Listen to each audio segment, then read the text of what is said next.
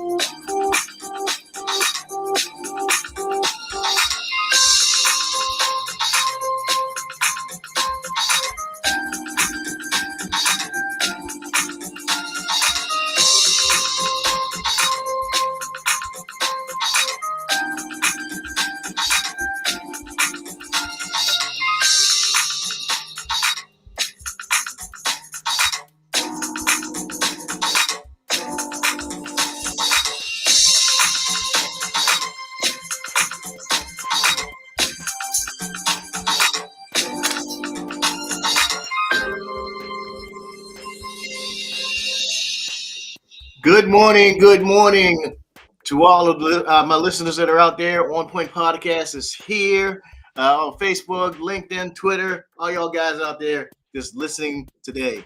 The shades off here. I'm your host, Dr. Joe Blake, and I'm here with you. And I got some great information to share today. Little announcement, so to speak, but somber. Tomorrow is my mom's would be my mom's birthday. My mom's and she's in heaven right now, watching over me as I share this information and everything. But yeah, my mom's birthday is tomorrow. I'm going to post a video highlighting and showing my mom with her grandkids. My daughter was only 4 months old when she saw when she was with my mom. So that's going to be a treat for everyone, for my kids, and you get to see her too as well. But my mom would have been 76 years old, and I thank her for being who she was and how my mom got me, kept me straight, kept me in the straight and narrow, and I did not go the wrong. I went the right way. I didn't go the wrong way because I did everything based on making my mom happy. That was my thing. I wanted to make my mom happy about what I did. So let's take my hat. This is gonna be my wedding hat. I just found this out talking to my daughter. This may be my wedding hat. I mean, if I don't find another one, this hat right here. All right, put my trusty cowboy hat there. Get my hair. Gotta get my hair good. All right, so here we go.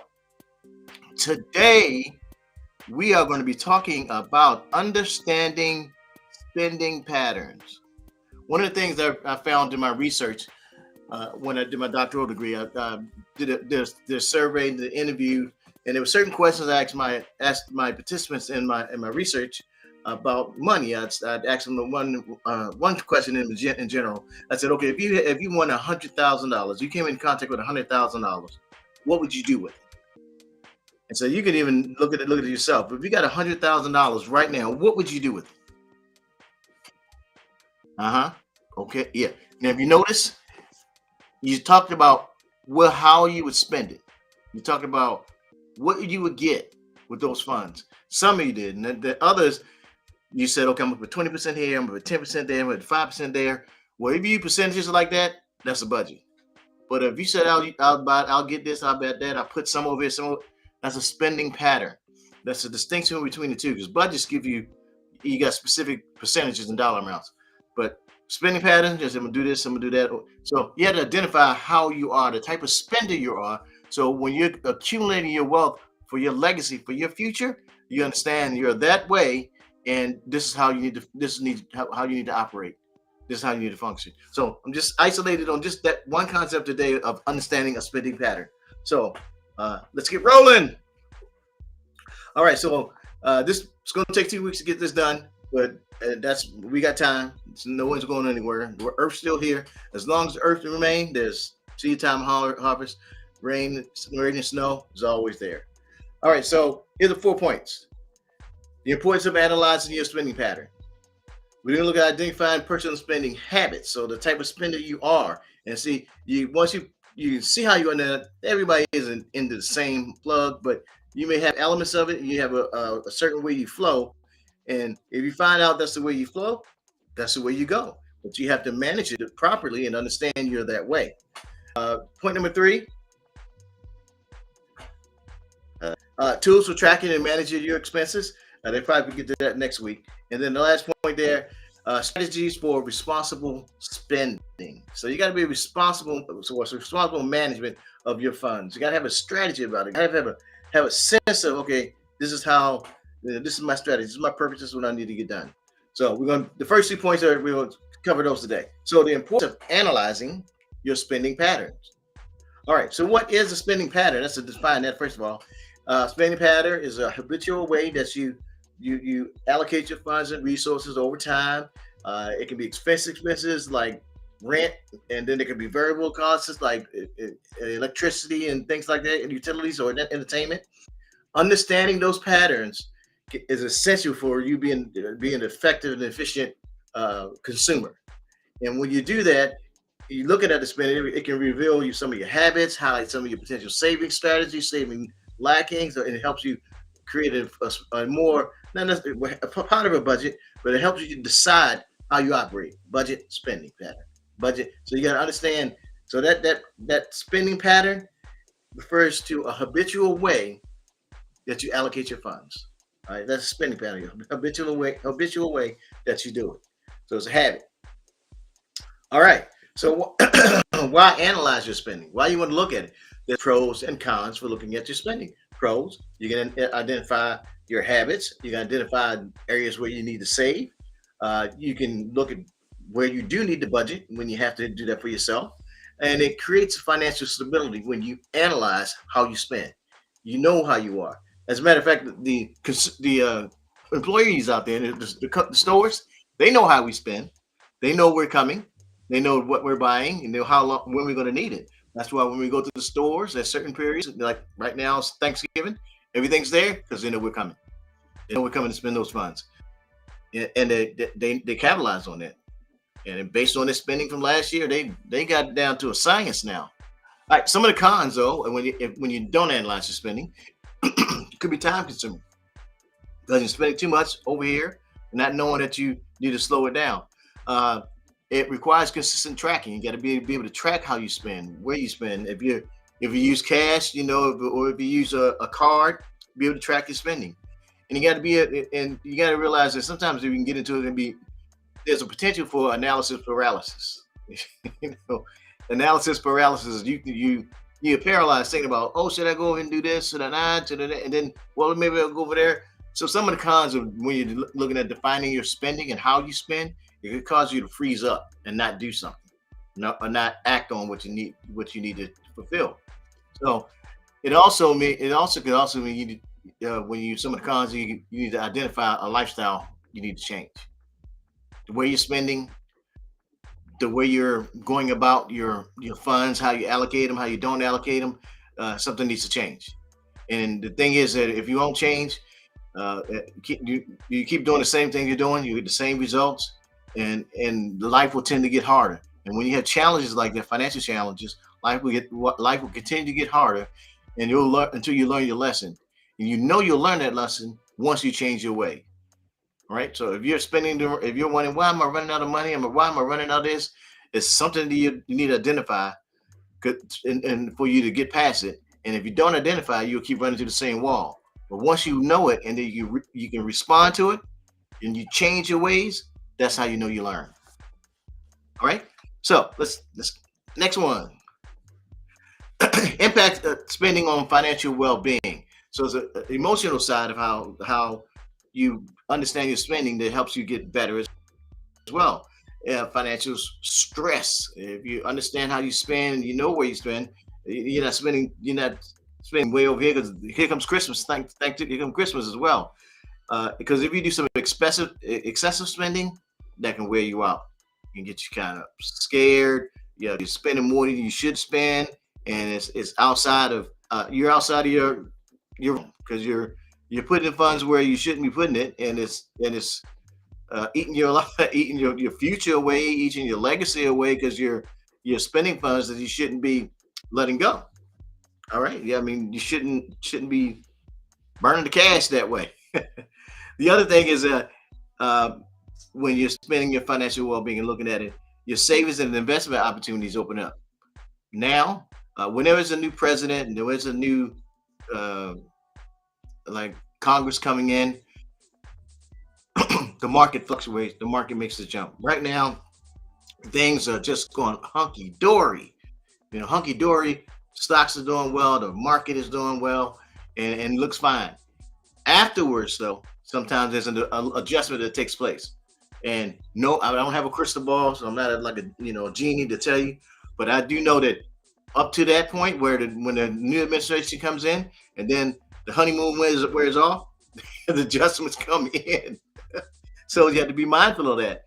But understanding your spending pattern helps your well-being stay in order because you take a proactive approach to things. You take the long-term aspect of looking at long-term how this is going to work out, and then also the budgeting side of it. Budgeting comes in as you know your spending pattern. You know if you're a freewheeler or a shopaholic, you got to budget yourself. You can't just go out there and grab everything.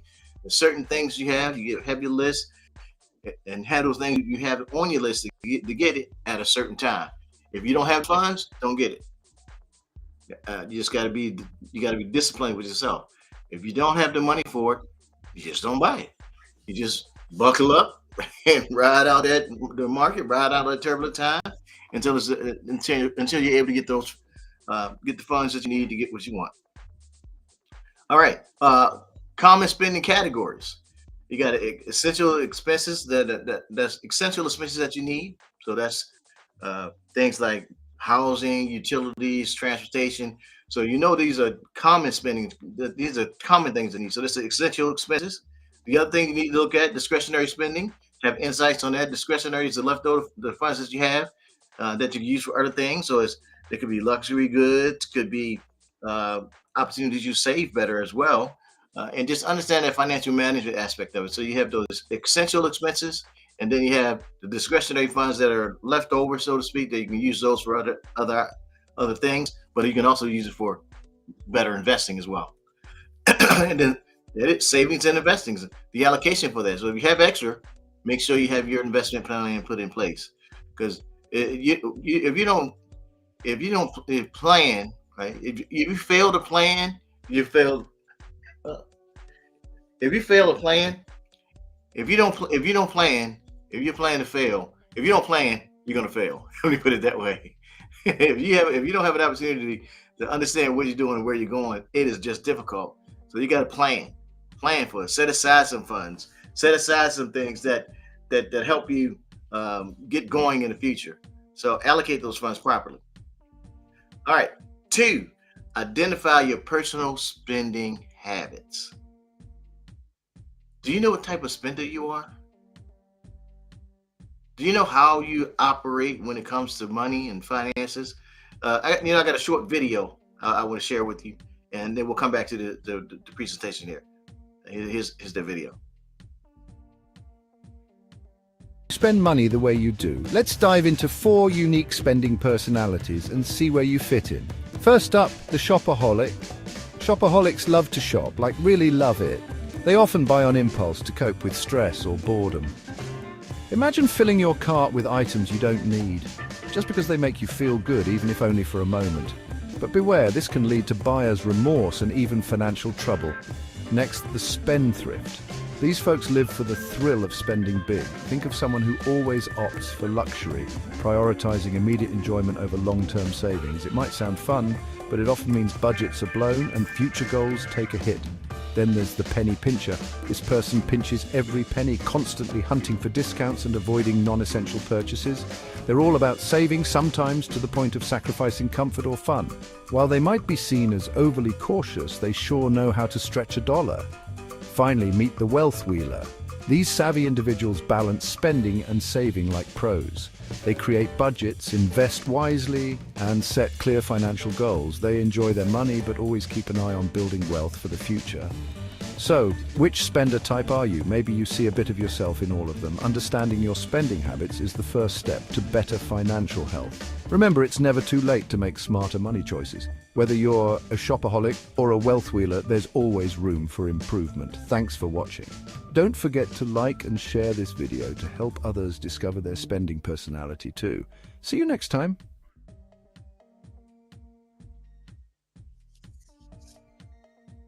All right. So those 4 spending types, I know, kind of humorous. I like to have fun with it, but I wanted to identify those 4 types. Now, you may have a piece of each one, or you may operate in just one realm and you're trying to get a handle on it. And that's what this is about, trying to get a handle on that spending habits you may have.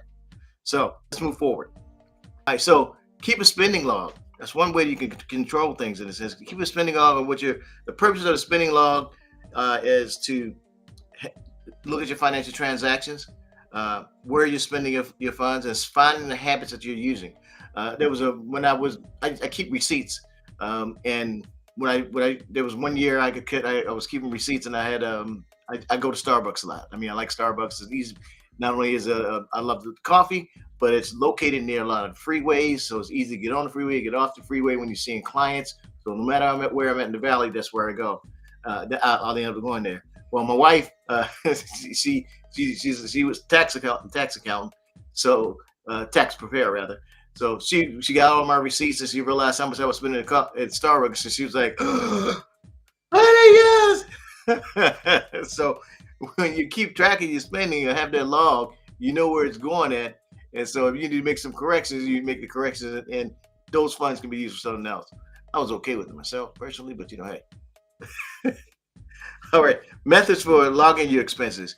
You can go through various methods. You can handwrite them down. You can have spreadsheets. There's personal financial apps that are out there now. There's one I have I downloaded. It's called Spending App. You can list all your spending in there too. I know Chase Bank, because I have Chase. They have an app as well, and that app helps you tell you what you spent, and what's been spent over a period of time also. So there's different ways to track your spending, because if you don't count the cost, so and that's what the word says there. If you don't count the cost, you'll realize you don't have enough to do what you really need to do, because you spent it all. So keep a track of it so you can see it. Makes a big difference. And then if you review and analyze that log, you review it. If it's giving you the information that you need, if you need to upgrade to a different one.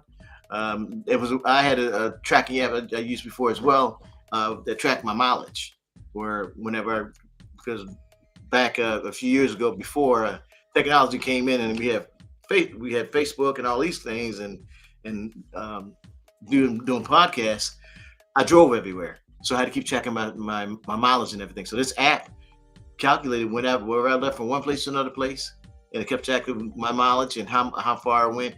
And I could categorize it, whether it was a business drive, or it was a personal drive, or it was a doctor visit. So different logs help you in different things. So it just depends what helps you to do what you do and keep track of your spending. And it's important. All right, so categories for expenses. You got major expenses, you got fixed and variable expenses, and then you got to track the discretionary expenses. So we mentioned that before, but you want to have different categories where you can keep track of your spending and know where the funds are going at, and identify those areas that need to be adjusted. Because one thing you really kind of gets you if you don't pay attention is that discretionary spending. You done paid your bills, you done put some things aside, and then you have leftover. And that's the profit, the leftover, and you can use those leftovers for greater benefit if you put it away for a rainy day for your future, for your legacy, or if you use it to maybe apply back into your business. But when you frivolously spend it, you act like they're shopaholic and just go for it. Uh, you lose out. So you got to calculate your spending percentages, let you know what goes where, what's in this, what's going in this budget, what's for transportation, what's for uh, groceries, what's for housing. So you got to be able to be able to calculate and put percentages next to it. Recognize those trends in your spending. Identify those patterns that you may see. Like I mentioned, I went to Starbucks. I don't go to Starbucks much anymore because a lot of times I do things on the internet. Zoom is like the bomb because you can meet clients here without having to drive out. So that cuts down a lot. Even teaching. So when I teach at the college, I'm teaching online. So I'm like haven't even left the house. I just come from the living room, from the family room into my office, and hey, I'm working. So it makes it easier. Now, I know some of these do the same thing. So go back here. Yeah. So when you recognize those spending habits, those spending patterns, when you recognize if you're a shopaholic, if you're a spendthrift, or you're a penny pincher, or a wealth wheeler, know where you are and how you can capitalize in those different areas, and it helps you tremendously in your spending, and it gives you power, peace, and a sound mind to help you get yourself to the next position financially. Now, next week we're going to start on part 2, where we're going to talk more about understanding those spending patterns and tools for tracking and managing your financial spending. It's important to do so. It helps you. This is all about legacy. This is all about creating legacies for your family, for your children's children, creating that legacy. You got the financial literacy, which gives you the access to economic information, and then make use of those concepts. All right. So I just want to remind you, there's the QR code there. You can scan the code, purchase the book, Joseph Building Financial Legacy. It's the second book of my trilogy. I refer to this as the Sapphire edition. My first one is the Gold edition, then the Sapphire, and then the third one is going to come. Like I tell you some of you already know, but that's coming as well. All 3 of those books are part of my my mindset of what God has given me to be able to share with the world. I mean, I'm not saying I'm the greatest. I'm not saying I know everything. I'm not saying I know it all, but I do know a lot. I've been doing this for 30 years, and I know what kind of works. All right, so you can download that up in the upper right hand corner. Well, I think on the next page here, let me see if it's there. Yeah, there's an app. You can QR code as well, where you can download my app. In the app, it gives you more expansive information about the different concepts. Gives you more information about the Wheel of Wealth. Gives you more information about the actionable financial decision model, the actionable financial behavior model. It defines those down for you, and also give you a picture of that. Also, in the app, you can gain access to my blogs, my newsletters as well, and some of the podcasts are in it also, so you can actually view the podcast in the app as well. Like and subscribe to this channel, because that's the only best way for me to grow, and best way for me to go out there and continue to serve others as well. It's a great thing that God has given me to be able to share. So with that, let me get back here and see you. Here we go. There I am. All right. So with that, this has been the On Point Podcast, and I'm your host, Dr. Joe Blake here. And I hope you gained some information on understanding spending patterns. This is part 1. Part 2 starting next week. And I know next week is the Thanksgiving weekend. I'll still be here. If something changes, I'll send out a note, let you know. But this is a meaningful thing, especially in the times right now, So again, I want to remind you to stay informed, stay tuned, and stay on point. See you next week.